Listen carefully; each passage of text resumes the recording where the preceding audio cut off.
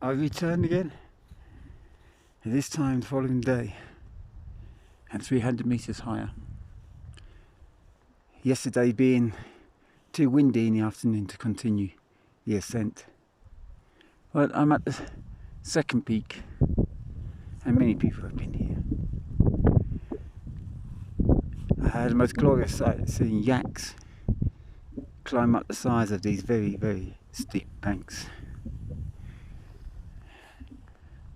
And literally 10 minutes before that, I was celebrating on the first summit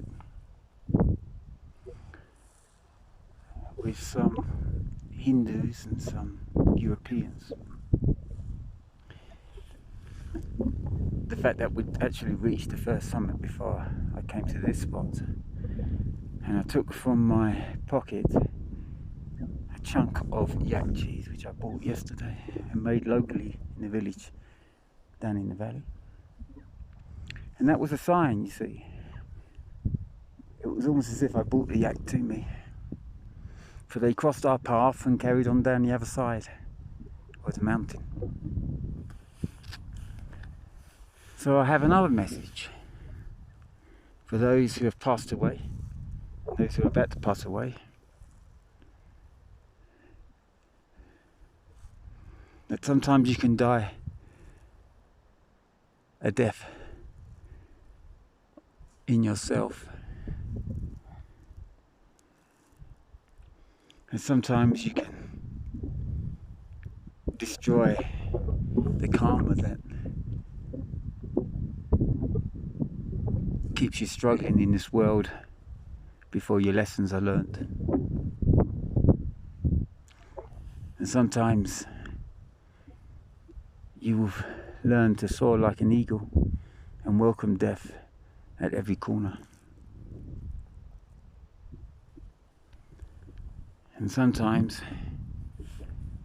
you wish that you could return in another life because you have too much resentment in this life to want to give it up all in one go. And as for me, when I leave this life, I will, as I've always said, go into the great unconscious. I will become one with the multiverse, and my consciousness will expand beyond the limits of this human body, which has achieved so much and will achieve even more. An age that does not befit my strength of limb and strength of character.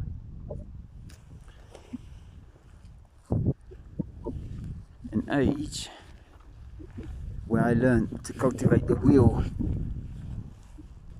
without necessitating the physicality of my limits. An age in which I saw creation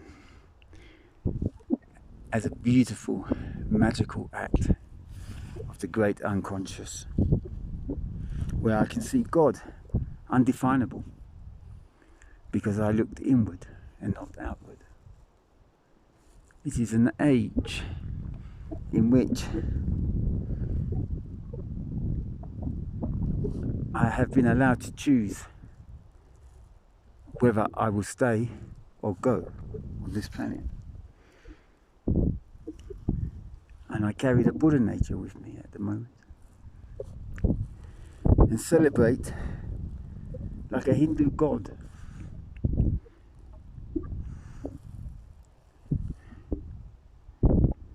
A great mammalian beast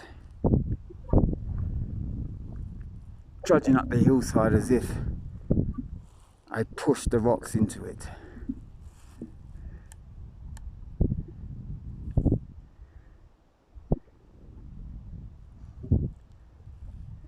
An age where if I am to leave any type of legacy,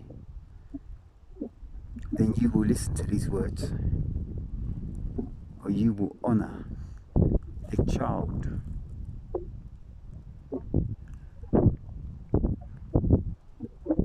That is my choice.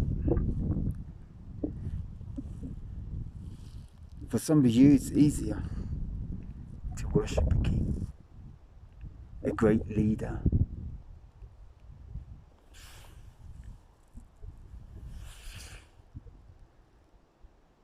A giver of civilization.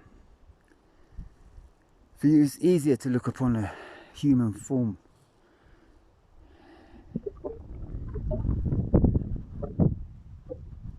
and then say the gods are within it. An avatar of sorts, a diva, maybe. A sphinx. The body of a lion and the head of a human. Feline in one aspect and masculine in another. Strong in limb. Strong in character. A riddler to pose upon its followers a question. The question is, how do you awaken from your slumber?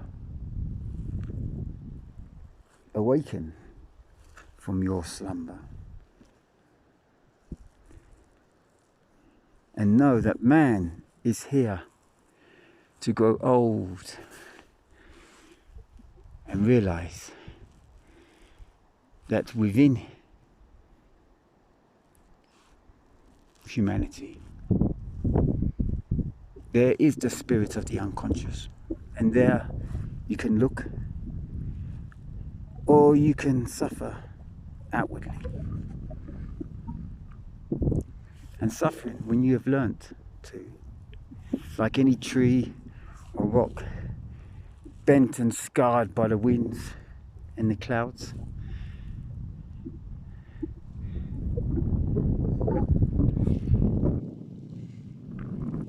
then the meaning of life comes to you, and you will live amongst the clouds as if they were your chariots to the sun. And when the time comes that you must sacrifice everything that you have gained in this life,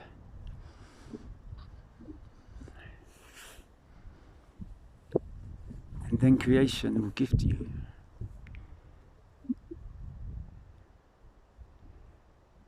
omniscience, omnipotence,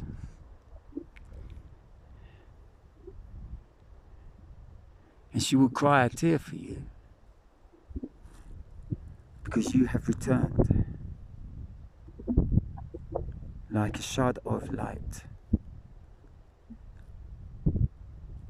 bouncing off the beautified image of her mountainous face. And that tear will roll down and take with it everything in its path.